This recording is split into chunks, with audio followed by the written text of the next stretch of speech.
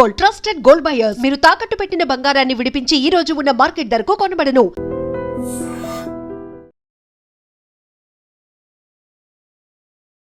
నమస్కారం, welcome to I dream. ధర్మ మార్గం విత్ విజిత కార్యక్రమానికి స్వాగతం.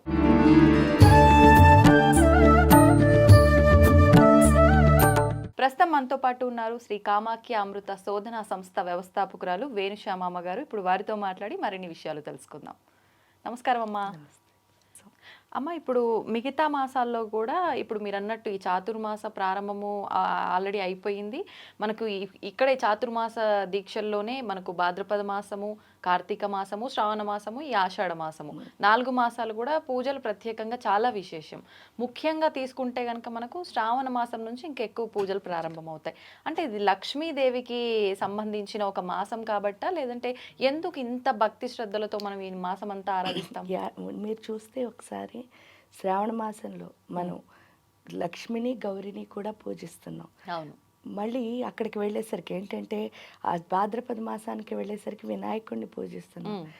నెక్స్ట్ మాసం చూడండి, ఆశ్వీజ మాసం, అక్కడ దుర్గా రూపంలో అమ్మవారిని పూజిస్తున్నాం. అంటే లలిత దుర్గా మనం అమ్మవారిని పూజిస్తున్నాం. తర్వాత వచ్చేసరికి కార్తీక మాసంలో విష్ణువుని శివుణ్ణి పూజిస్తున్నాం. అంటే లక్ష్మి గౌరీ తీసుకెళ్ళి మన ఎవరిలో కలుపుతున్నారు? శివుడు విష్ణువులు. అంటే ఎందుకు చూడండి, లక్ష్మీదేవి విష్ణుమూర్తి యొక్క శక్తి. అవును. ఇక్కడ గౌరీదేవి వచ్చి శివ యొక్క శక్తి. అంటే వాళ్ళిద్దరూ మన ఎక్కడ కలుపుతున్నారు అంటే ఆ తత్వంలో. ఇక్కడ ఆ తత్వం ఏమిటి అని అన్నప్పుడు ఫస్ట్ మాసం మీరు చూసినప్పుడు శ్రావణ మాసంలో లక్ష్మీ అమ్మవారు మనకి ఏంటి అంటే మాయ. ఎందుకు విష్ణుమూర్తి ఏం చెప్తున్నారు? విష్ణు మాయా విలాసిని. విష్ణువు మనకి ప్రతి చోట మాయ పెడుతూ ఉంటాడు. ఆ మాయలో ఒక మాయే లక్ష్మి అంటే ధనం అని. అంటే మనందరం దేని వెనకాల పరిగెడుతున్నాం అంటే ధనం వెనకాల పరిగెడుతున్నాం. కానీ మనకి ఎన్ని లక్ష్ములు ఉన్నారు? అష్టలక్ష్ములు ఉన్నారు. ఆ 8 లక్ష్ములు ఉన్నప్పుడు ఒకే లక్ష్మిని మనం పట్టుకున్నాం. ఆ పట్టుకోవడం వల్ల మనకి జరిగిన నష్టం ఏమిటి అని మనం ఒక్కసారి మనం ఆలోచించుకుంటే, ఫస్ట్ లక్ష్మి చూడండి మీరు, ఆవిడ పేరు ఆదిలక్ష్మి. ఆదిలక్ష్మి అంటే అర్థం ఏమిటి? ఈ శరీరం అన్నది మారుతుంది. భగవద్గీతలో చెప్పు, అమ్మవారి దేవి ఎక్కడైనా త్రిపుర రహస్యం చెప్పండి, శరీరం ఒక్కటే మారుతోంది. కానీ ఆత్మ అన్నది ఏమంటున్నారు? ఈ సృష్టి మొదలైనప్పటి నుంచి ఎండ్ అయ్యే వరకు, మళ్ళీ సృష్టి మొదలైనప్పుడు కూడా ఈ ఆత్మ అన్నది తిరుగుతూనే ఉంటుంది. కానీ శరీరమే 100 సంవత్సరాలకోసారి మనం ఈరోజు బట్టలు రేపు ఎలా మారుస్తున్నామో అలా మారుతోంది అన్నారు. కానీ శరీరానికి ప్రాముఖ్యత ఏమిటి అంటే, ఇప్పుడు పాలు ఉన్నాయి, పాలు కాచాలి అన్నప్పుడు మీరు స్టవ్ మీద పోస్తే పాలు కాగుతాయా? కాగుతాయి. కానీ ఆ పాల వల్ల ఉపయోగం ఏమైనా వృధా అయిపోతాయి. అదే ఒక గిన్నెలో పోసి కాచారనుకోండి, మీరు ఏం చేసుకోవాలంటే అది ఉపయోగపడతాయి మనకి. అదే విధంగా ఇది ఆ గిన్నెలా ఉపయోగపడుతుంది. లోపలున్న పాలు ఏంటి? మనలో ఉన్న దేవత అనే అమృతం, ఆ పరదేవత అమృతం. ఆ శక్తిని మనం నింపుకోవాలి. అదే ఆదిలక్ష్మి అంటే. ఆ ఆదిలక్ష్మిలో శక్తిని ఎలా నింపుకుంటాం అంటే, మన ఆత్మశక్తి ఎలా పెరుగుతుంది అంటే, ఆత్మతో సూర్యశక్తి ఎప్పుడైతే అనుసంధానం అవుతుందో అప్పుడే ఆత్మశక్తి అన్నది పెరుగుతుంది. సూర్యుడు మనకు ప్రత్యక్ష దైవం అండి, ఇవన్నీ బాగా చెప్తాం. అంటే కానీ నేచర్లో కలిసిన వాడికి సూర్యుడు ప్రత్యక్ష దైవం. మనం ఎప్పుడు నేచర్లోనే ఉండం కదా. ఎందుకుండరు అని అంటారు. ఎందుకుండరు అంటే, నేను అన్నది ఎంత ఉంటుందో అంత నేచర్ నుంచి మనం సెపరేట్ అయిపోతాం. అంటే ఉన్నాం అనుకుంటూ ఉంటాం, కానీ ఆ శక్తిని మనం ఏం చేయట్లేదు, దానికి ఎగ్జాంపుల్ ఏం లేదు. మీరు నేను ఉన్నాం, ఫ్రీగా మాట్లాడుకుని ప్రేమగా మాట్లాడుకుని నిజంగా మన మనసులో ఉన్నది చెప్పేసుకున్నాం అనుకోండి, మన మధ్యలో ఏ అరమరిక ఉండదు, మీరు నేను ఒక్కటే. కానీ ఇప్పుడు అలా జరుగుతుందా? చాలా లేదు. అంటే చాలా తక్కువ మంది అలా వాళ్ళ దగ్గర ఉన్నదంతా చెప్పగలుగుతారు. అంటే నమ్మే అంత అవకాశం రావట్లేదు పరిస్థితులు. ఏదైనా కారణం కావచ్చు, అది ఇద్దరిలో ఎవరైనా కారణం కావచ్చు. కానీ ఏమవుతుంది అంటే అక్కడ ఆగిపోతున్నాం. అంటే ఇది క్లోజ్గా ఉంది, లిమిట్స్ ఉంటున్నాయి ఎంతవరకు అనేది. అది ఉండకూడదు. ఎందుకంటే మన ఇద్దరం ఒకటే. మీలో ఉన్న ప్రాణశక్తి నాలో ఉన్న ప్రాణశక్తి ఒక్కటే అనడానికి బోల్డ్ అన్ని ఎగ్జాంపుల్స్ చెప్పక్కర్లే. మనం రోజు బర్త్డే వచ్చినా ఏమొచ్చినా బెలూన్ ఊదుతున్నాం. ఆ బెలూన్లో చూడండి, మీరు గాలి నింపారనుకో, బెలూన్ నిండా గాలి నింపినప్పుడు ఏమవుతుంది అంటే చక్కగా అది ఏం చేస్తూ ఉంటుంది అంటే పైకి ఎగురుతూ ఉంటుంది, ఎప్పుడు కింద ఉండదు. అసలు బెలూన్లో గాలి ఉందా, గాలిలో తేలుతూ ఉంటుంది. కానీ బయట గాలి ఉందా లేదా అది ఎవరికి తెలుసు? ఊదిన మనకి తెలుసు. అవును. కానీ బెలూన్కి తెలియకపోవడం వల్ల ఏం చేస్తుంది? భూమిని అసలు చూడదు, ఎప్పుడూ ఆకాశాన్నే చూస్తుంది. అదేవిధంగా ప్రాణశక్తి మనలో ఉన్నప్పుడు ఏమవుతుంది అంటే నాకంటే గొప్పవాళ్ళు లేరు అని చెప్పి ఎగురుతూ భూమి మీద నుంచున్నా సరే ఎటు చూస్తూ ఉంటాం. దాన్ని కళ్ళు నెత్తికెక్కే అంటారు. ఆ కళ్ళు నెత్తికెక్కి అటు చూస్తున్నాం. అవును. కానీ మనం నుంచున్నది ఎక్కడ? భూమిపైనే. అది గుర్తిస్తాం ఎప్పుడు అంటే ప్రాణం పోయే ముందు కరెక్ట్గా గుర్తుపడతాం ఆకర్షణలు. కానీ అప్పుడు ఉపయోగం ఏమీ లేదు. కాబట్టి ఎప్పుడు అవేర్ అయి ఉండాలి అంటే ఆ బెలూన్ని చూసి మనం నేర్చుకోవాల్సింది అది. అందులో నేను నింపాను, అలాగే దేవుడు నాలో నింపి పంపించాడు. కాబట్టి నేను ఎప్పుడు నుంచోవాల్సిందైనా, కూర్చోవాల్సిందైనా, పనిచేయాల్సిందైనా, ఇలా మాట్లాడాల్సిందైనా ఇక్కడి నుంచే. అలా చూడక్కర్లే, మన ఇద్దరం ఒకటే. ఎందుకంటే నేను గొప్ప అని నేను అనుకుంటాను, కానీ మీలో గొప్పతనం కూడా మీలో ఉంది. అది గుర్తించగలిగినప్పుడే నేను గొప్ప అవుతాను. అది ఇక్కడ అర్థమయ్యేటట్టు ఎవరు చేస్తారు అంటే ఆదిలక్ష్మి. ఎందుకు అది రావాలి అంటే సౌరశక్తి ఖచ్చితంగా మన లోపలికి రావాలి. దానికి మంత్రం ఒక్కటే సహాయం చేస్తుంది. మనం ఎంత మంత్ర జపం చేస్తామో అంత సూర్యుడితో మనం కనెక్ట్ అవుతాం. ఎందుకంటే ఈ భూమి మీద మనం చూడగలిగే దేవుళ్ళు ఎవరైనా ఉన్నారంటే ముగ్గురు. ఒక దేవుడు సూర్యుడు, రెండో దేవుడు చంద్రుడు, మూడో దేవుడు గురువు. ఈ ముగ్గురిని మాత్రమే చూడగలం. ఇంకెవరు మనకి సాధన చేయగా కనిపిస్తారు, కానీ అందరూ అంత గొప్ప సాధన చేసి కనిపించే వరకు వెయిట్ చేసి ఓర్పు రావాలంటే వీళ్ళ ముగ్గురులో దేవుడిని చూడాలి. అవును. చూస్తే ఈ సృష్టి అంతా ఎవరున్నారు అంటే ఆ దైవమే ఉంది. ఏ రూపంలో అంటే సర్వ అంతర్యామి రూపంలో. అందుకే సర్వాంతర్యామి. నా లోపల ఏదైతే ఆత్మ ఉందో అదే దైవశక్తి. అది తెలుసుకునేటట్టు ఆదిలక్ష్మి చేస్తుంది. ఎప్పుడు చేసిందో ఆదిలక్ష్మి మన లోపలికి వస్తేనే, మన ఆత్మశక్తి పెరిగితేనే మన యొక్క దృష్టి విద్య వైపు వెళుతుంది. అప్పటి వరకు మనం అట్రాక్షన్స్లో ఉంటాం తప్ప నిజమైన విద్యకి వెళ్ళము. అవును. ఆ నిజమైన విద్య ఏంటి అని అంటే చూడండి, ప్రతి దాంట్లోనూ నాకు సంబంధించిన జ్ఞానం ఉంది. ఈ సృష్టిలో ఏదైనా సరే ఉపయోగపడేదే. దానికి బోల్డ్ ఎగ్జాంపుల్స్. ఒక పూర్వం గురుకులాలు ఉంటాయి. ఆ గురుకులాల్లో ఒక గురువు గారికి 2 శిష్యులు ఉన్నారట. అంటే చాలా మంది శిష్యులు ఉన్నారు. వీళ్ళిద్దరిని ఆయన ఏం చేశారు అని అంటే వాళ్ళు మెడిసిన్ చేశారు. అంటే గురుకులంలో అప్పుడు ఆయుర్వేదమే కదా నేర్పించేవారు. ఈ ఆయుర్వేద మెడిసిన్ చేసినప్పుడు ఆ 2 శిష్యులకి గురువు గారు ఏం చెప్పారట అంటే, ఒరే బాబు, మీ ఇద్దరే ఇంకా ఫైనల్గా మంచిగా అయ్యారు, మిమ్మల్ని బయటకు పంపి మంచి డాక్టర్ల కింద ప్రపంచానికి నేను పరిచయం చేయొచ్చు, కాబట్టి మీరిద్దరూ వెళ్ళాలి. కానీ ఇద్దరిలో నేను ఒక్కడనే పాస్ చేసి పంపించగలను. ఎవరిని పాస్ చేయాలి అనడానికి ఇంక ఫైనల్గా ఒక టెస్ట్ పెడుతున్నాను. ఈ టెస్ట్లో మీ ఇద్దరిలో ఎవరు గెలిస్తే వాళ్ళు ప్రపంచానికి వెళ్తారు, ఇంకోళ్ళు మళ్ళీ ఇక్కడే ఉండి కొన్ని రోజులు సాధన చేయాల్సి వస్తుంది అని చెప్పేసి గురువు గారు చెప్పారు ఈ శిష్యులకి. చెప్పి ఆయన ఏం చేశారట, ఒక పెద్ద సంచి ఇచ్చారట ఇద్దరికి. చెరో సంచి ఇచ్చి అడవిలోకి వెళ్ళి మీకు వనమూలికలు ఉన్నాయి కదా, ఆకుల్ని ఏరుకుని రండి. ఏం ఆకులు అని అంటే వైద్యానికి సంబంధించిన ఔషధి ఆకుల్ని ఏరుకుని రండి. ఎవరైతే నాకు నచ్చే పని చేస్తారో, అంటే కరెక్ట్ అని నాకు అనిపిస్తుందో వాళ్ళు బయటకు వెళ్తారు అని చెప్పి ఇద్దరికి పెద్ద పెద్ద సంచీలు ఇచ్చారు. సంచీలు ఇస్తే ఫస్ట్ ఒకడేం చేశాట, ఆ సంచి నిండిపోయి రెండో వాడి సంచిని తీసేసుకున్నాడు. రెండో వాడు ఏం చేశాట, అన్నీ వెతికి 2 ఆకులు వాడి చేతిలో జేబులో పెట్టుకుని వచ్చేసాడు, 2 చేతుల్లో పట్టుకుని. వచ్చేసరికి ఈ 2 సంచీలు నింపాడు ఒకడు, రెండో వాడు 2 ఆకులు పట్టుకొచ్చేసరికి గురువు గారి దగ్గరికి వస్తే, ఒరే నీకు ఇన్నెందుకు దొరికాయి, వీడికి ఇన్నెందుకు దొరికాయి అని అడిగారు.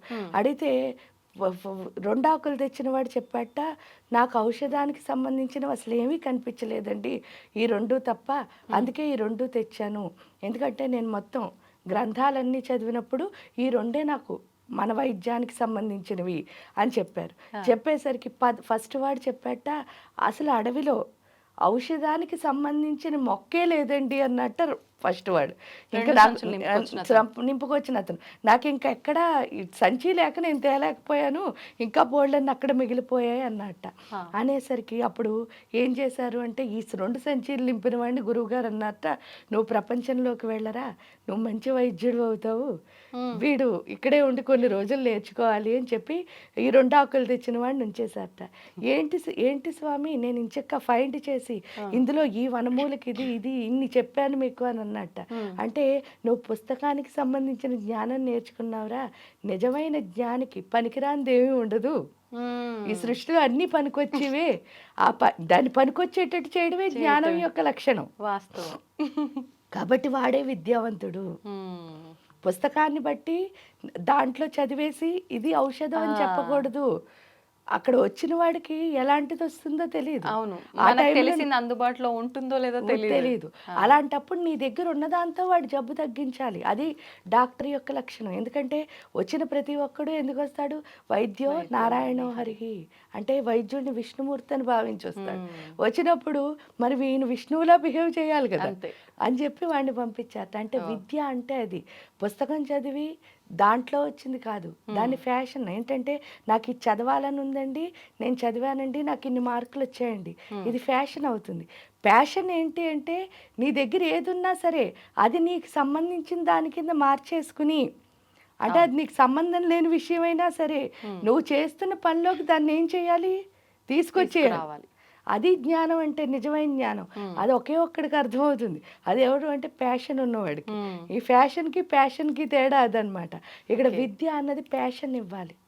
ఎప్పుడైతే మీరు ఈ శక్తి అన్నది వస్తుందో అప్పుడే ఆ ప్యాషన్ విలువ తెలుస్తుంది. అప్పటి వరకు ఏంటంటే మనం టైర్డ్ అయిపోతూనే ఉంటాం ఇంత పని చేస్తే. కానీ ప్యాషన్ అయిందంటే టైర్డ్ అవ్వం, ఇంకా చెయ్యి అని ఉత్సాహం వచ్చేస్తుంది అనమాట. అది ప్యాషన్. అది విద్యాలక్ష్మి ఇస్తుంది. ఇచ్చిన తర్వాత గజలక్ష్మి. గజము అంటే మీకు తెలుసు, ఏనుగు ఏంటిట అంటే ఎప్పుడు దానికి ఒక పేరు కూడా ఉంది, మదపుటేనుగు అని. అంటే దానికి చాలా అహంకారం ఎక్కువట. ఏంటండి దానికి ఉన్న అహంకారం అంటారు. మనకున్న అహంకారం ఎంత ఉంది అంటే, మన కాలు గోరు నుంచి తల వరకు ఎంత ఉన్నామో అంతే, అసమాను నేను అని కొట్టుకుంటూ ఉంటాం. కానీ ఏనుగు అహంకారం అలా కాదట, దాన్ని మహత్ అహంకారం అంటారు. మహత్ అహంకారం అంటే అర్థం ఏమిటి అంటే, ఈ సృష్టి అంతా నేనే ఉన్నాను, ఈ సృష్టి మొత్తం నా లోపలే ఉంది అని తెలుసుకోవడం. అంటే ఇక్కడ మీకు అర్థం అవ్వాల్సిన విషయం ఏమిటి అంటే, నేను అంటే ఈ కాస్తే. అవును, కానీ భగవద్గీతలో కృష్ణుడు కూడా నేననే చెప్పాడు. అది మహత్ అహంకారం. అంటే ఈ సృష్టి అంతా నేనయ్యే ఉంది, మళ్ళీ ఈ సృష్టి మొత్తం నా లోపలే ఉంది. అదే హ్రీం శ్రీం అంటే. హ్రీం అంటే అర్థం ఏమిటి అంటే, ఈ సృష్టి అంతా నేనే ఉన్నానని తెలుసుకోవడం. శ్రీం అంటే అర్థం ఏమిటంటే, ఈ సృష్టి మొత్తాన్ని మన లోపలికి తెచ్చి. అది గజలక్ష్మి మనకి తెలియచేస్తుంది. అంటే ప్రతి దాంట్లోనే ఎవరు కనిపించాలి, మనమే భగవంతుడు. అహం బ్రహ్మాస్మి అంటే ఇప్పుడు నాలో భగవంతుడిని చూశాను అనుకోండి, ఆటోమేటిక్ గా మీలో చూడగలుగుతాను. అంతేకాని నాలో చూడకుండా మీలో చూస్తానని పరిగెట్టాను అనుకోండి, ఎప్పుడు ఎందుకు చూడలేను అంటే, స్వీట్ గా ఉంటుందని ఎలా తెలిసింది, మనం రుచి చూస్తే. అదే విధంగా దేవుడు అన్నదాన్ని మనం రుచి చూస్తేనే, పలానా వాళ్ళలో అంటే ఇప్పుడు ఇందులో దైవత్వాన్ని చూడగలిగితేనే అందులో ఉన్న దైవత్వాన్ని చూడగలుగుతాం. అప్పటి వరకు చూడడం రాదు. అందుకని చెప్పేసి, లేకపోతే ఎలా ఉంటుంది అంటే, నేను గ్రేట్ అని చెప్పేసి అందరినీ తక్కువ చేసి చూడడం వస్తుంది. ఇక్కడ దైవత్వం చూస్తే ఇంకెవరిని తక్కువ చేసి చూడడం రాదు. ఎందుకంటే ఈ సృష్టి అంతా దేవుడే ఉన్నాడు, అంతా ఒక్కటే. అది గజలక్ష్మి నేర్పిస్తుంది. ఎప్పుడు గజలక్ష్మి నేర్పించిందో ఆటోమేటిక్గా ధైర్యలక్ష్మి అంటే అర్థం ఏమిటి అంటే, నిజమైన కరేజ్ ఏంటి, అసలు భయం ఎందుకు అని అంటే, మనం చాలాసార్లు చెప్పుకుంటాం, భయం ఎందుకు వస్తుంది అంటే, అమ్మ కడుపులో ఉన్నంతసేపు అమ్మతో కలిసి ఉంటాం. ఆ కలిసి ఉండడం వల్ల ఏమవుతుంది అంటే, ఆవిడే అన్నీ చేస్తోంది. కానీ బయటికి రాగానే అమ్మని ఎప్పుడైతే, అమ్మకి బిడ్డకి ఉన్న సంబంధం ఎప్పుడైతే కట్ చేశారో, ఇంత ప్రపంచంలో నేను ఒంటరి, ఆ ఒంటరితనంతో బతకడం వల్లే ఇన్సెక్యూరిటీస్. ఏది చూసినా సరే భయమే. అంటే ఇదేం చేస్తుందో అదేం చేస్తుందో, ఈ మోసాలు ఇవన్నీ ఎందుకు వచ్చాయి అంటే ఇన్సెక్యూరిటీ వల్లే. నేను ఒకదాన్నే. ఎప్పుడైతే ఈ యొక్క దేవత యొక్క శక్తి మన లోపల వచ్చిందని అర్థమవుతుందో, అప్పుడు ఇంకా ఇన్సెక్యూరిటీ ఏముంది, ఆ తల్లి తండ్రి నిజమైన తల్లి తండ్రి ఎవరో తెలిసిపోతుంది. ఎందుకంటే లోపల ఎప్పుడైతే దైవశక్తిని చూడగలిగామో ఈ ప్రకృతిలో ఉన్న ప్రతి దైవంతోనూ కలవగలుగుతాం. అప్పుడు మీరు నా దేవుడు అయినప్పుడు నన్ను మోసం చేయరని తెలిసిపోతుంది కదా. అవును. అంటే ప్రకృతి అంతా దేవుడిని చూసినప్పుడు దేవుడు ఎప్పుడు భక్తుడిని మోసం చేయడు. ఇక్కడ అది ఎప్పుడు అర్థమైందో పూర్తిగా ధైర్యంతో ముందుకు వెళ్ళగలుగుతాం.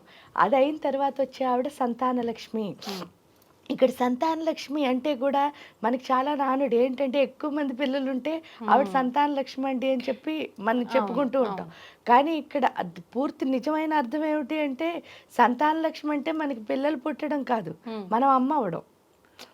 అమ్మ అవడం వేరు, పిల్లలు పుట్టడం వేరు.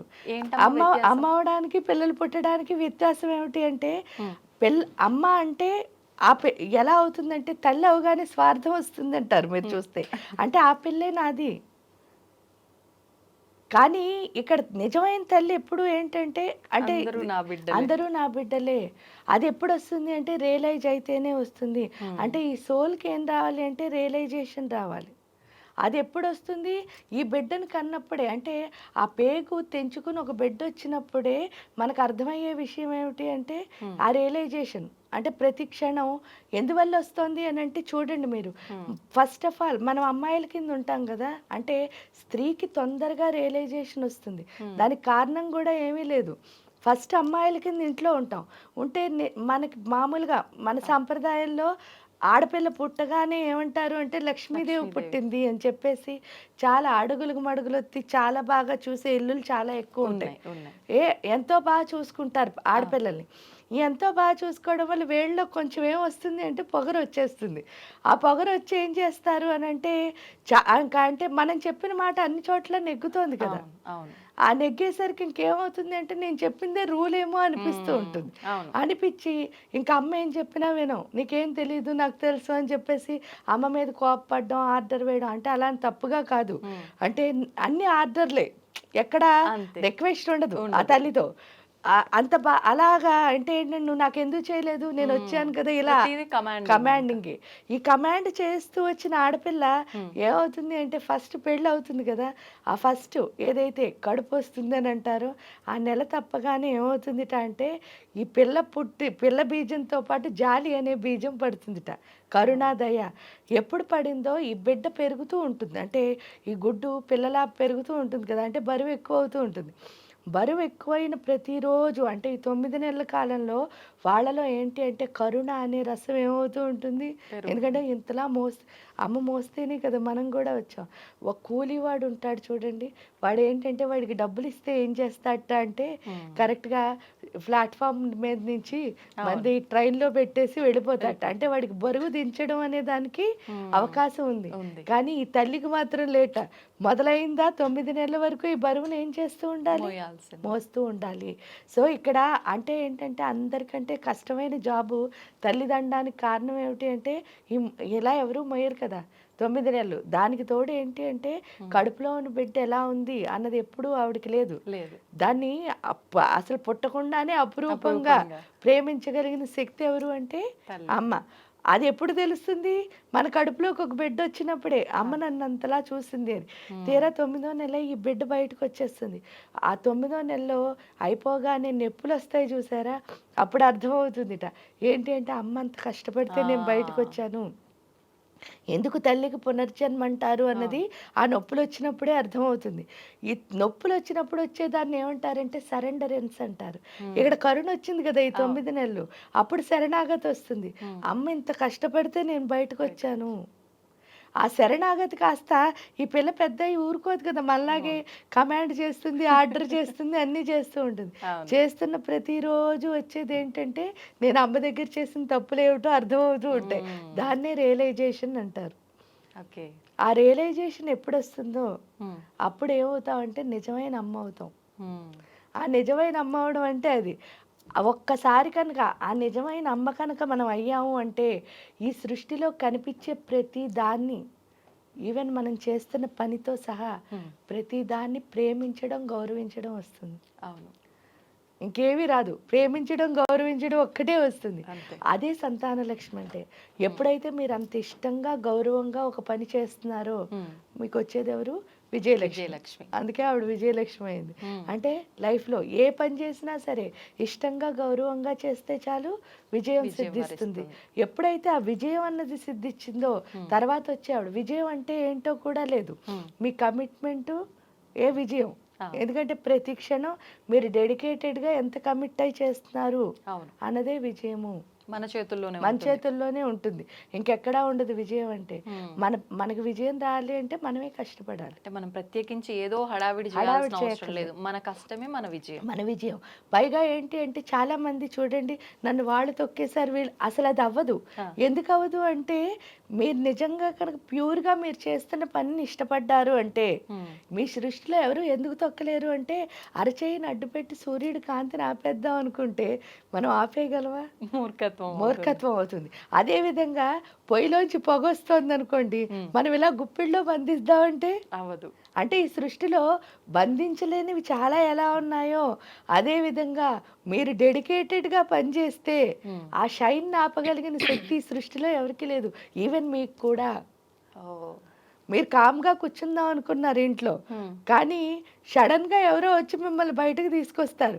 ఆ బయటకు తీసుకొచ్చింది ఈ రోజు వరకు ఏమవుతూ ఉంటుంది, అది మీకు తెలియకుండా కంటిన్యూ అయిపోతూ ఉంటుంది. అవును, అంతేనా? అంతే. అంటే ఆ షైన్ మిమ్మల్ని ఆగనివ్వదు. ఎందుకు అంటే సూర్యుడు కాంతి ఎలా అయితే ఆపలేమో, అవును, ఆ యొక్క ఏదైతే ఉందో ఆ కాంతిని ఎవరు ఆపలేరు. కాబట్టి మనం చేయాల్సింది డెడికేటెడ్గా ప్రేమిస్తూ చేయడమే. అంతే విజయం వచ్చేస్తుంది. ఆ విజయలక్ష్మి అంటే అదనమాట. అక్కడికి వెళ్ళిన తర్వాత పూర్తిగా అర్థమవుతుంది ఈ సృష్టిలో నన్ను ఎవరూ ఆపలేరు, ఈవెన్ నన్ను నేను కూడా ఆపుకోలేను. మీరు చూడండి జీవితంలో చాలా చెయ్యొద్దన్న పనులే చేయాల్సి వస్తుంది. అవును, తెలిసి కొన్ని, తెలియక కొన్ని, కానీ దానివల్ల మనకి ఎంతో మంచి జరుగుతూ ఉంటుంది. దానికి కారణం ఏమిటంటే విజయం వరించే టైం కనుక వస్తే ఎవరు ఏమి ఆపలేరు మనతో సహా. అది అక్కడ మనకు అర్థమైపోతుంది విజయలక్ష్మి వల్ల. ఎప్పుడు అర్థమైందో నెక్స్ట్ ధాన్యలక్ష్మి. ధాన్యలక్ష్మి అంటే అర్థం ఏమిటి అంటే ధాన్యం అంటే అర్థం ఏమిటి? రైతు. ఆ రైతు పని ఏమిటో చూడండి. రైతు ఎప్పుడు ఆయన కోసం ఆయన పండించుకోడు. మీరు చూస్తే ఆయన మనందరి కోసం పండిస్తాడంటే నిస్వార్థం. అక్కడ నేర్చుకోవాల్సింది అంటే స్వార్థం లేనితనం. ఇక్కడ నిస్వార్థంగా ఏం చేయాలండి అంటే ఆయన గింజల్ని ఏం చేస్తున్నాడు? పంచుతున్నాడు.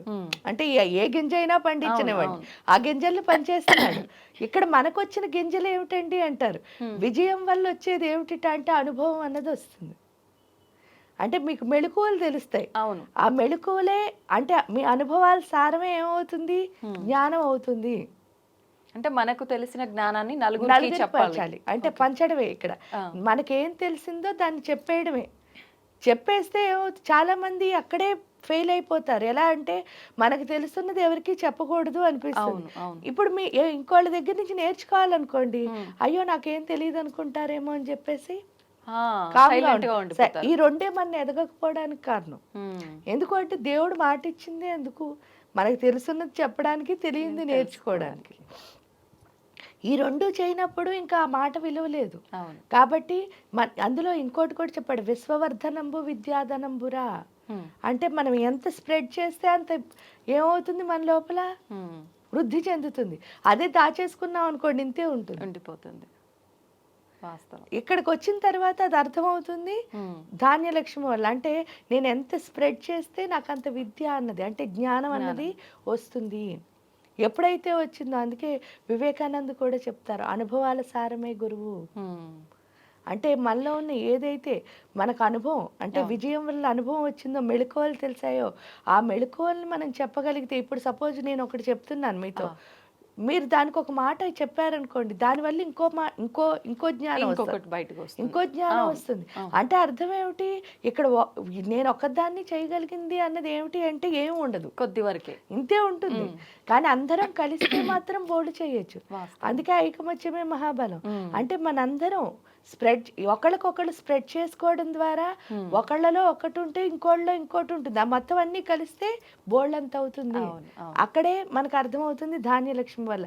ఎప్పుడు అర్థమవుతుందో మన జ్ఞానాన్ని ఎప్పుడు మనం ఏం చేస్తూ ఉండాలి అంటే పంచుతూ ఉంటేనే పెరుగుతుంది, పెంచుకుంటాను అని అర్థమవుతుంది. అలా పంచుకోవడం అన్నది ధాన్యలక్ష్మి నేర్పిస్తుంది. అంటే మన దగ్గర ఏ శక్తి ఉన్నా సరే పంచాలి, అదే ధాన్యలక్ష్మి నేర్పిస్తుంది.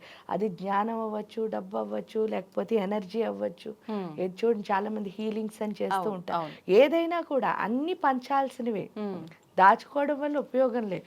ఇంకా తర్వాత ఫైనల్ గా ఇవన్నీ వస్తే ధనలక్ష్మి వస్తుంది. కాబట్టి అదే ధనలక్ష్మి అంటే. ధనలక్ష్మి అంటే కూడా అర్థం ఏమిటి అంటే బీయింగ్ ప్రెజెంట్ అని. ఎవరైతే వర్తమాన కాలంలో ఉంటారో వాళ్ళ దగ్గరే ధనలక్ష్మి అన్నది నిలుస్తుంది. భూత భవిష్యత్ కాలాల్లో ఉన్నవాడికి ఎప్పుడు ధనలక్ష్మి ఎందుకు నిలవదంటే లక్ష్మీదేవికి ఇష్టం లేనిది ఏంటి అంటే ఏడుపు. భూతకాలంలోకి వెళ్ళిన వాడు ఎప్పుడు ఏం చేస్తూ ఉంటాడు, బాధపడుతూనే ఉంటాడు. అందుకని చెప్పేసి ఆవిడకి అసలు అక్కడ అలక్ష్మనే కదా అర్థం ఏడవడం అంటే. అందుకని ఆ కాలంలో ఉండకూడదు. భవిష్యత్తుకు వచ్చేసరికి ప్రతిదానికి టెన్షను. అసలు అమ్మ ఎప్పుడు ఎలా ఉంటుంది, ఎందుకంటే ఆవిడ అంత గొప్ప స్థితికారకురాలు. విష్ణుమూర్తి ఏం చేస్తున్నాడు, మొత్తం ఈ సృష్టిని అంతటిని 14 భువనాల్ని అనేక కోటి బ్రహ్మాండాల్ని పరిపాలిస్తున్నారు ఆయన. ఆ పరిపాలిస్తున్న రాజుగారు రాణి ఎంత బ్యాలెన్స్ గా ఉండాలి. సో ఆ బ్యాలెన్స్ మనలో లేదనుకోండి, ప్రతిదానికి టెన్షన్ పడుతున్నాం అనుకోండి, అమ్మకి ఏమవుతుంది, నచ్చదు కదా. అందుకని భూత భవిష్యత్ కాలాల్లో ఉండకూడదు, వర్తమానంలో ఉంటేనే ఎవరుంటారు అంటే ఆ శివశక్తి ఎక్కి రూపిణి కింద లక్ష్మీ అమ్మవారు. దాన్నే లక్ష్మీ కళ అని అంటారు. అంటే లక్ష్మి అంటే నిజంగా ఏంటంటే ప్రశాంతం, తృప్తి అని అర్థం. లేనిదే ఇది ప్రతి ఒక్కరికి. ఆ తృప్తి ప్రశాంతం వస్తే చాలు మనం ఎలా ఉంటాం, ధనంగానే అంటే ఐశ్వర్యవంతులమే. తృప్తి లేని వాడి దగ్గర ఎంతున్నా ఐశ్వర్యం కాదు. అవును, వాస్తవం. ఇక్కడ అది నేర్చుకుంటాం ధనలక్ష్మి వల్ల. కానీ ఇప్పుడు ఎందుకంటే అంటే మనం ఏం చేస్తున్నాం, అందరం ధనలక్ష్మిని సంపాదిస్తున్నాం. ధనం మూలం ఇదం జగత్ అంటున్నారు, వెళుతున్నారు, సంపాదిస్తున్నారు. సంపాదించేంటి ఇలా ముందుకు వెళ్తే హాయిగా ఎంతో హ్యాపీగా అన్ని ఉండి ఆనందంగా ఉండే మనం కాస్త ధనం ఒక్కటి సంపాదించడం వల్ల ఏమవుతుంది అంటే వెనక్కి వస్తున్నాం. ఈ వెనక్కి వచ్చేసరికి ధాన్యలక్ష్మి పంచాల్సిన ప్లేస్ లో దాచడం మొదలెట్టాం. ఏంటి బ్యాంకుల్లో ఎప్పుడైతే దాచామో మనకి అర్థమైపోయింది కదా, దాస్తే ఏమవుతుంది, బ్లాస్ట్ అయిపోతుంది ఏ శక్తినైనా. అదే అవుతుంది, విజయం లేదు. ఎందుకంటే మీరు దాయడం వల్ల విజయం అన్నది సిద్ధించట్లే. విజయం ఎక్కడ లేదో అక్కడ సంతాన లక్ష్మి అంటే ప్రేమ అన్నది ఉండదు. ఎందుకంటే ప్రేమ అన్నది మన అందమైనతనం, అందవిహీనత ఏంటి అంటే ప్రేమించకపోవడమే. ఎప్పుడైతే మనకి ఏదైనా సరే ఇష్టం లేకుండా ఎందుకు వచ్చిన బతుకురా అని చేస్తున్నాం అనుకోండి, ధైర్యం అన్నదాన్ని ఏమవుతాం, కోల్పోతాం. భయం, ఎందుకంటే నాకు ఎందుకు వచ్చింది అని చేశాను అనుకోండి, మీరు నా వాళ్ళని నాకు తెలియదు. అంతే కదా. ఎప్పుడు ఏంటంటే ఎప్పుడైనా సరే అందరూ పరాయి వాళ్ళలాగే కనిపిస్తారు. మీరు నిజంగా నా వాళ్ళే అయినా నేను గుర్తించలేకపోతున్నాను. గుర్తించలేకపోవడం వల్ల ఏమవుతుంది అంటే అహంకారం. అంతే. ఏం చేస్తున్నా నా గొప్పలు నేను చెప్పేసుకుని అహంకారంగా ఉండడం వల్ల అందరూ ఏమవుతారు, దూరం అయిపోతారు. మనం ఏదిస్తే అదే తిరిగి. మనం ప్రేమగా ఉంటే మన చుట్టూ ఉన్న వాళ్ళు కూడా కలిసిపోతారు ప్రేమగా. లేదు అంటే అందరూ దూరంగా వెళ్తున్నారు. దూరంగా వెళ్ళడం వల్ల అహంకారం. అహంకారం ఎక్కడ ఉంటుందో అక్కడ విద్య అన్నది అసలు ఉండదు. ఎక్కడ విద్య లేదో అక్కడ శక్తి అన్నది ఉండదు. శక్తి లేదు అనడానికి ఒకే ఒక కారణం, అందరూ డి విటమిన్ టాబ్లెట్స్ వాడడమే. ఎందుకంటే సూర్యుడు శక్తి ఉంటే డి విటమిన్ టాబ్లెట్స్ అవసరమా, లేదు. అంటే చూడండి ఇలా వెనక్కి రావడం వల్ల దానివల్ల ఏంటి అంటే మానసిక పరిస్థితి సరిగ్గా లేకపోవడం వల్ల అందరితో ఫైట్ చేయాలనిపిస్తుంది. ఎందుకంటే మీరు హాయిగా ఉన్నారనుకోండి, ఎవరేం చేసినా టేక్ ఇట్ ఈజీ అంటారు. అవును. అదే కనుక మీరు వీక్ గా ఉన్నారనుకోండి, ఎంత చిన్న విషయాన్ని మీరు ఏం చేస్తారు, అంత భూతద్దంలో చూస్తారు. అంటే మన వీక్నెస్ ఫైట్ చేయడం తప్ప స్ట్రెంత్ కాదు. అది తెలుసుకునే స్థితి రావాలంటే ఇలా వెళ్ళాలి. లేదు అంటే ఇప్పుడులాగే వెనక్కి వచ్చేస్తాం. అది శ్రావణ మాసం మనకి నేర్పిస్తుంది. పైగా ఇక్కడ లక్ష్మి అంటే కూడా మనకి వనరుల్ని ప్రసాదిస్తుంది. అంటే మనకి ప్రతి క్షణం రీసోర్స్ ఇచ్చేది ఎవరు అంటే ఈ ప్రకృతిలో. అందుకే ఆవిడ ప్రకృతి నమః. ఆ రీసోర్స్ ఇస్తున్న లక్ష్మి ఇది నాదే అని తెలుసుకునే స్థితి ఎవరిస్తారంటే గౌరీ, పార్వతీదేవి. అందుకే ఈ మాసం అంత గొప్పది ఎందుకయింది అంటే నాకు వచ్చిన రీసోర్స్ నాదే అని తెలుసుకున్నవాడు సక్సెస్ అవుతాడు. అవును. నాదే అని తెలుసుకొని వాడు ఏమవుతాడు, ఫెయిల్యూర్ అవుతాడు. అందుకని చెప్పి నాదే అని తెలుసుకునే స్థితి ఎవరిస్తారు అంటే ఈ యొక్క గౌరీదేవి ఇస్తుంది. ఈ లక్ష్మి గౌరీ ఎక్కడుంటారో అక్కడ ఆటోమేటిక్గా ఎవరుంటారు అంటే సరస్వతి అమ్మవారు ఉండి దాన్ని మనం ఎలా మనకు అనుకూలంగా మార్చుకోవచ్చు అన్నది ఆ విద్యాలక్ష్మి రూపంలో సరస్వతి అమ్మవారు మనకి నేర్పిస్తారు. అందుకని శ్రావణ మాసం అంత గొప్పదైంది. అమ్మ, ఇప్పుడు ఒక్కొక్క లక్ష్మిని ఒక్కొక్కరిని సపరేట్గా ఆరాధించాలా, లేదు అంటే అంతా కలిపి ఒక్క అమ్మవారిగానో, లేదంటే అలా మనం విగ్రహ రూపంలో అలా కాకుండా మంత్ర రూపంలో అలా ఏమైనా ఆరాధించాలి మాసం అంతా అంటే ఏం మంత్రం ఆచరించవచ్చు? ఇక్కడ ఒక్కొక్క లక్ష్మిని ఒక్కొక్కలా ఆరాధించక్కర్లే. లక్ష్మి అన్నదాన్ని మామూలుగా మనం ఆరాధిస్తే సరిపోతుంది. ఉపాసన పరంగా అంటే గురువుల దగ్గరికి వెళ్ళి ఏదో ఒక మంత్రం తీసుకోవచ్చు. అలా కాదు అంటే లక్ష్మీ అష్టోత్తరం, లక్ష్మీ సహస్రనామం లేదా వరలక్ష్మి పూజ మనకి చేయిస్తున్నారు. ప్రతి శుక్రవారం పూజ అన్నది ఉంటుంది. అక్కడ కూడా చూడండి 9 గ్రంథులు అంటే 9 ముళ్ళు వేసి మనకి తోరం కడతారు. ఆ 9 ముళ్ళు ఏంటి అని చూస్తే మన నవరంధ్రాలే. ఒక్కొక్క రంధ్రాన్ని మనం ఏం చేస్తున్నాం అక్కడ ప్యూరిఫై చేసుకుంటున్నాం. ఎప్పుడైతే ప్యూరిఫై చేస్తున్నామో అప్పుడు ఏమవుతుంది అంటే ఆ రంధ్రాల్లోకి ఈ యొక్క ఎనర్జీ శక్తి అన్నది వెళుతుంది. ఎప్పుడు ఆ రంధ్రాల్లో అంటే మన నవరంధ్ర పూరితమైందే శరీరం అంటున్నారు కదా, అవే నవమ గ్రంథులు. అందుకే ఒక్కొక్క వేసినప్పుడు ఆ ముడి వేసినప్పుడు మనతో ఒక శ్లోకం కూడా చెప్పిస్తారు. ఆ శ్లోకంతో చేయడం వల్ల ఏమవుతుంది అంటే ఒక్కొక్క గ్రంథి ఏమవుతుంది శుద్ధి అయి అందులో లక్ష్మీ శక్తి వెళుతుంది. ఎప్పుడైతే వెళ్ళిందో మనం ఎవరిలా మారుతాము అంటే ఆ లక్ష్మీ అమ్మవారి కింద. ఎందుకంటే ఇక్కడ ప్రతి దాంట్లోనూ కూడా ఆ దేవతలా మనం మారడమే నేర్పిస్తున్నారు. అందుకే వాయినాలు ఇచ్చినప్పుడు కూడా నువ్వు గౌరీదేవి నేను గౌరీదేవి అంటే పరస్పర దేవతని చూడడం అన్నది మనకి నేర్పుతున్నారు. ఇక్కడ ప్రతి ఏ పూజ చేసినా అంతే, ఆత్మని శుద్ధి చేసుకోవడానికి తప్ప మనం ఏం చేసామంటే కోరికలతో ముడిపెట్టి ఆ ఆత్మశుద్ధి అన్న దానికి దూరం అయిపోతున్నాం. కానీ ఆత్మశుద్ధి అయితే ఈ కోరికలే ఉంది అంతే. మీరే దేవత అయ్యారనుకోండి, మీరు తీర్చే ఆవిడవుతారు. అప్పుడు ఇంకెవరినైనా అడగాల్సిన పని ఉంది అంతే. అంటే ఆ దేవతే మీరైనప్పుడు మీరే తీర్చే ఆవిడవుతారు కదా. అలా అయ్యేటట్టు తయారవ్వాలి ఏ పూజ చేసినా. ఇక్కడ మనకి హిందూ ధర్మంలో నేర్పింది కూడా అదే. కానీ దాన్ని ఎందుకో వదిలేసి శరీరానికి సంబంధించిన దాంతో అంటే ఇది కావాలి అది కావాలని అడగడంలోనే ఉండిపోయాం. దాన్ని దాటడమే ఈ నోములైనా వ్రతాలైనా లేకపోతే ఈ చాతుర్మాస్య వ్రతాలైనా. ఇప్పుడు ఈ నోముకి వ్రతానికి మధ్య డిఫరెన్స్ ఏంటమ్మా? నోముకి వ్రతానికి మధ్య డిఫరెన్స్ ఏమిటి అంటే ఏమీ లేదు. వ్రతం అంటే అర్థం ఏమిటి అంటే ఒక సంవత్సర కాలం పాటు వాళ్ళు ఏం చేస్తూ ఉంటారంటే పలానాది దీక్ష అని చెప్పి దాన్ని ఏమంటారు అంటే సూర్యుడు పుట్టినరోజు నాడు తీసుకుని చేసేవాళ్ళు ఉంటారు. అంటే మాఘమాసంలో జనరల్గా అందరూ చేస్తారు ఆ వ్రతాలు అన్నవి. ఇవి ఏంటంటే ఆ సంవత్సరం అంతా వాళ్ళు ఆ వ్రతాన్ని చేస్తారు. లేదు అది ఎప్పుడైనా చేయొచ్చు. కానీ నోము అనేసరికి ఈ మాసంలోనే అంటే శ్రావణ మాసం నోములు అంటే శ్రావణ మాసం, కార్తీక మాసంలో కూడా కొంతమంది చేస్తూ ఉంటారు ఆ కార్తీక మాసం నోములు. అంటే అలా ఆ మాసంలోనే చేసేవి నోములు అవుతాయి. ఇది ఏంటి అంటే సంవత్సర కాలంలో వాళ్ళు దీక్ష తీసుకుని ఎప్పుడైనా చేసుకుంటారు ఆ సంవత్సరం. ఇప్పుడు 16 ఫలాల నోములని ఇలా దీక్ష తీసుకుని చేసుకునే వాళ్ళు ఉంటారు. అది ఏంటంటే వాళ్ళు మొత్తం ఎప్పుడైనా చేయొచ్చు, రెండు ఒక్కటే. కానీ అది వాళ్ళు అది ఎప్పుడైతే చూడండి ఆ యొక్క రథసప్తమి రోజు దీక్ష తీసుకుని మాఘమాసంలో ఆ రోజు నుంచి వాళ్ళు ఎప్పటి వరకు అంటే చేసుకుంటారో అప్పటి వరకు అంటే 16 ఫలాల నోమన్నది 16 పళ్ళు 16 రకాలుగా 16 మంది ముత్తైదువులకి పంచి తర్వాత ఉద్యాపన చేసుకోవాల్సి వస్తుంది. అది ఏమవుతుంది అంటే వ్రతం. ఆ వ్రతం అయిపోగానే అది అయిపోతుంది. కానీ ఇక్కడ నోము వచ్చేసరికి శ్రావణ మాసం నోములు 5 సంవత్సరాలు. ఆ 5 సంవత్సరాలు కూడా ఎందుకు చేయమన్నారో మనం చూద్దాం. ఎందుకు అని అంటే 5 సంవత్సరాలు అంటే పంచకోశాలు. అవును, భర్త బాగుండాలి అని చేస్తున్నాం అని అనుకుంటున్నాం. ఇక్కడ ఏంటి అంటే నేనే ఆయనకి శక్తిని ఇస్తున్నాను. అంటే ఒక గృహిణిని ఎవరైనా సరే ఇంట్లో ఉన్న గృహిణిని దేవత అని పిలుస్తాం మనం చూస్తే. అంటే ఇల్లాలే దేవత అని. ఎందుకని అంటున్నారు అని అంటే ఈవిడ శక్తితోనే ఇల్లంతా నడుస్తుంది.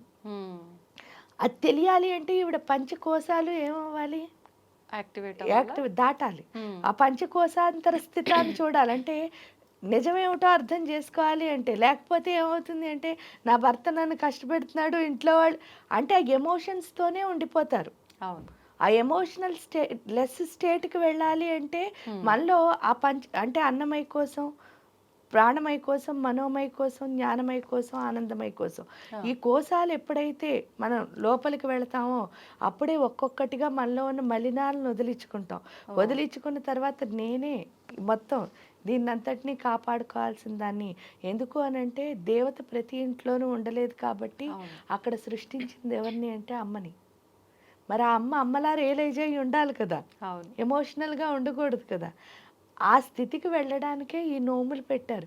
ఒక్కొక్క 5 సంవత్సరాలు, ఎందుకంటే పెళ్ళైన వెంటనే చేయమంటున్నారు, అప్పుడే ఎక్కువ ఎమోషన్స్ ఉంటాయి. సంవత్సరం అయ్యేసరికి అడ్జస్ట్ అయిపోతారు. అవునా, ఈ సంవత్సరం లోపలే బోల్డని గొడవలు. అందుకని ఒక్కొక్క స్థితిలోనూ ఇక్కడ ఫస్ట్ అన్నమయ్య కోసం అంటే కూడా చూడండి, అన్నీ చెప్పడానికి కాకుండా ఒక అన్నమయ్య కోసం గురించి మామూలుగా చెప్పుకుందాం. చెప్పుకుంటే అన్నమయ్య కోసం అంటే నేను అన్నది వదిలేయని అర్థం. అంటే అర్థం ఏమిటి అంటే పరోపకారార్థం ఇది శరీరం. ఆ పరోపకారార్థం అంటే ఏంటంటే ఎంట గెలిచి రెచ్చగలవు. ఇంట్లో ఉన్న అందరి కోసం నువ్వు సేవ చేయాలి.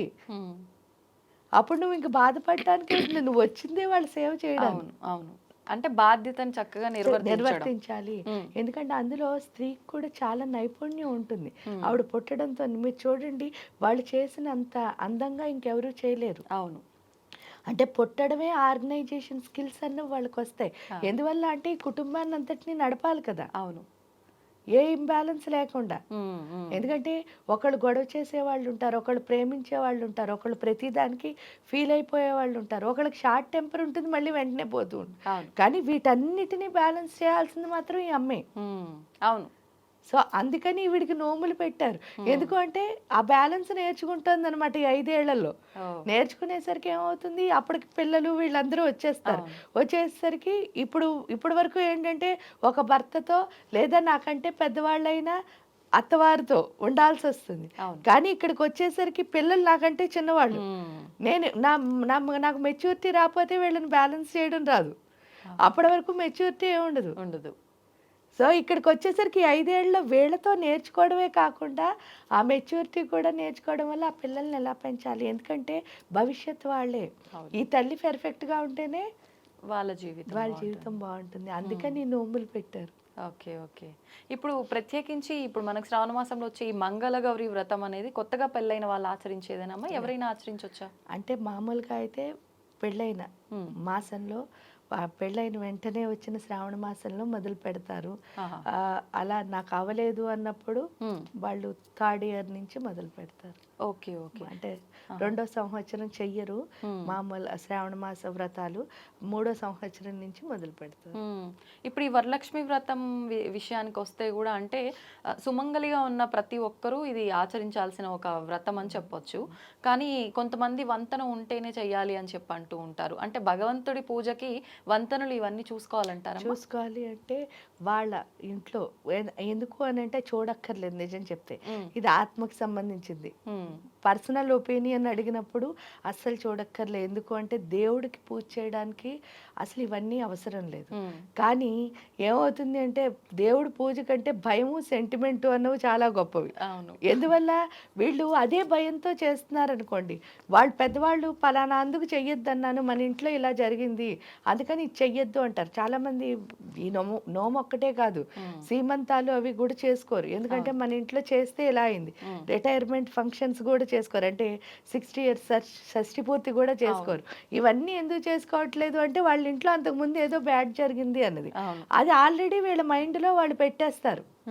వీళ్ళ మైండ్లో వాళ్ళు ఎప్పుడైతే పెట్టేశారో ఆ భయంతో పూజ చేసాము అంటే ఏమవుతుంది, ఏ శక్తి మన లోపల పెరుగుతుంది? భయం అనే శక్తే కదా. ఆ పెరగడం వల్ల నిజంగాను అయితే చెడు జరగచ్చు. లేకపోతే వీళ్ళ భయం వల్ల ఏమవుతుంది అంటే అన్ని కోల్పోతారు ఒక రకంగా. అందువల్ల చేయకుండా ఉండడమే మంచిది. అలా కాదండి, ఏంటి అంటే నాకు చెయ్యాలని ఉంది, అవన్నీ నాకు అవసరం లేదు, దేవుడు నాకంతా మంచి చేస్తాడు అని అర్థమై. ఎందుకంటే ఇవేవి కూడా శరీరానికి సంబంధించిన విద్యలు కాదు, జ్ఞానాలు కాదు, పూజలు కాదు, ఏదైనా ఆత్మకి సంబంధించింది. ఆ ఆత్మ పరిపక్వత అయినప్పుడు హ్యాపీగా చెయ్యొచ్చు.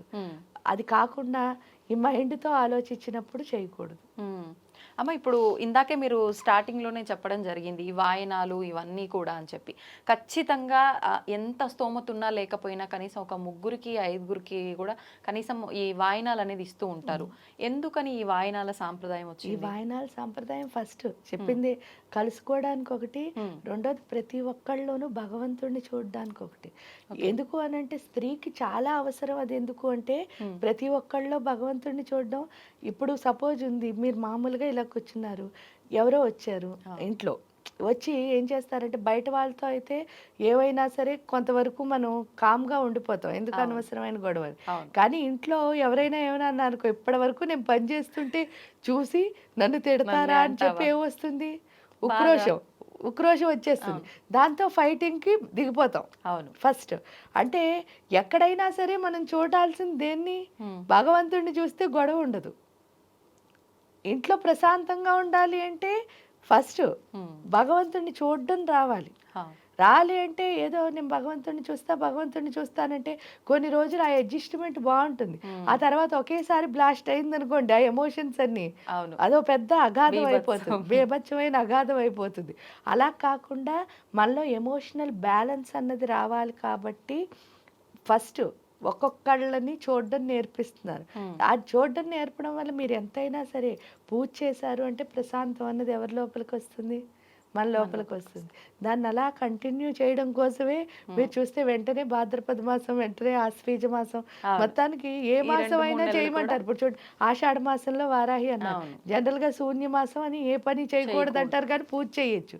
ఎందుకు చెయ్యొచ్చు అంటే ప్రతి మాసం మీకు ఒక్కొక్క పూజ ఎందుకు పెట్టారు అని అంటే దానివల్ల భర్త సౌభాగ్యం అను, లేకపోతే నువ్వు ఏదో ఒక సెంటిమెంట్ అన్నది అక్కడ పెట్టి ఆ దేవుడితో కనెక్ట్ అవ్వడం ఎందుకు నేర్పించారంటే మానసిక ప్రశాంతత కోసం, ఈ ఆత్మశక్తిని పెంచుకోవడం కోసం. ఈ ఆత్మశక్తి ఎందుకు పెంచుకోవాలండి అంటారు. నిజంగా విపత్కర పరిస్థితులు కుటుంబానికి వస్తే పురుషుడి కంటే స్త్రీయే ధైర్యంగా ఉంటుంది. మీరు చూసినప్పుడు అంటే ఏదైనా మనకి చాలా గొప్ప ఇబ్బందులు వచ్చేసాయి, అప్పుడు స్త్రీ నుంచున్నట్టు స్టాండ్గా పురుషుడు నుంచోలేరు. ఎందుకు అంటే ఈవిడ తల్లి, ఆవిడ ఏం చేస్తుంది, నుంచుని వీళ్ళందరినీ ఏం చేస్తుంది, నుంచో పెడుతుంది. వాస్తవం. కాబట్టి ఆ టైంలో మరి ఈవిడికి ఎమోషన్స్ ఉంటే ఎలా పనికొస్తుంది. అందుకని వీళ్ళు ఏం చేశారు, ప్రతిరోజు ఆత్మశక్తిని పెంచుకోవడం నేర్పించారు పూజల ద్వారా. ఎందుకంటే నిజంగా మంత్రం ద్వారా మాత్రమే ఆత్మశక్తి పెరుగుతుంది, ఇంకో అవకాశం లేదు. కాబట్టి ఆ మంత్రం చదవడం మనకి నేర్పారు. ఇప్పుడు ఈ పూజలు ఈ వ్రతాలు చేస్తున్నప్పుడు కూడా అమ్మ హస్బెండ్ ఖచ్చితంగా పక్కన ఉండాలా? చాలా వరకు ఈ వరలక్ష్మి వ్రతము ఇలాంటి వ్రతాలు చేస్తున్నప్పుడు సింగిల్గా మాత్రమే ఆడవాళ్ళు ఒక్కరు చేస్తుండడమే చూస్తాం. కానీ ఇది దంపతులు ఇద్దరూ కలిసి చేస్తే పూజలకి దంపతులు కొన్ని వ్రతాలు వాటికి అసలు నిజం చెప్పాలంటే వీళ్ళు చేసేవి కాబట్టి వీళ్ళు ఒక్కళ్ళు చేసుకుంటే సరిపోతుంది, ఉండాలి అని రూల్ లేదు. ఎందుకంటే వాళ్ళ కోసం అంటే అందరూ బాగుండాలని చేస్తున్నదే కాబట్టి వీళ్ళొక్కళ్ళు చేసినా ఇది అందరికీ వెళుతుంది కదా. తల్లికున్న స్వభావం ఏమిటి అంటే వ్యాపించే లక్షణం, అంతే వాయువు యొక్క లక్షణం. ఆవిడ దగ్గర ఏమున్నా ఆవిడకి వచ్చింది ఏంటి అంటే రైతులా పనిచేయడమే. కాబట్టి ఆవిడకు ఈ శక్తి వచ్చినా పంచుతుంది, డబ్బు వచ్చినా పంచుతుంది, ప్రేమ వచ్చినా పంచుతుంది. వాళ్ళకి ఉంచుకునే లక్షణం ఎక్కడా లేదు. కాబట్టి తల్లి ఒక్కటి చేస్తే చాలు, ఇల్లంతా బాగుంటుంది. అట్ ది సేమ్ టైం పిల్లలకైతే ఖచ్చితంగా ఎందుకు నేర్పించాలి అంటే మీరు నేర్పిస్తేనే నెక్స్ట్ వాళ్ళ కుటుంబాన్ని వాళ్ళు చక్కగా చూసుకోగలరు. కాబట్టి సంతోషం అమ్మా, చాలా మంచి విషయాలు తెలియజేశారు. శ్రావణ మాసం యొక్క విశిష్టతను కూడా చాలా చక్కగా వివరించారమ్మా. ధన్యవాదాలు. తవ్వుతున్న శివలింగం సరే దాన్ని అట్లా కప్పేసేయండి, చూపించదండి. కృష్ణ ఇస్ దేర్, మూర్తి పూజ కాదు, సాక్షాత్ బ్రజేంద్ర నందన భగవాన్ ఉన్నారు మూర్తిలో. ఏమీ ఆశించకుండా ఆరాధించే వాళ్ళు కూడా ఉన్నారా ప్రభుజీ? నిజమైన భక్తి అంటే మనకు తెలియదు కాబట్టి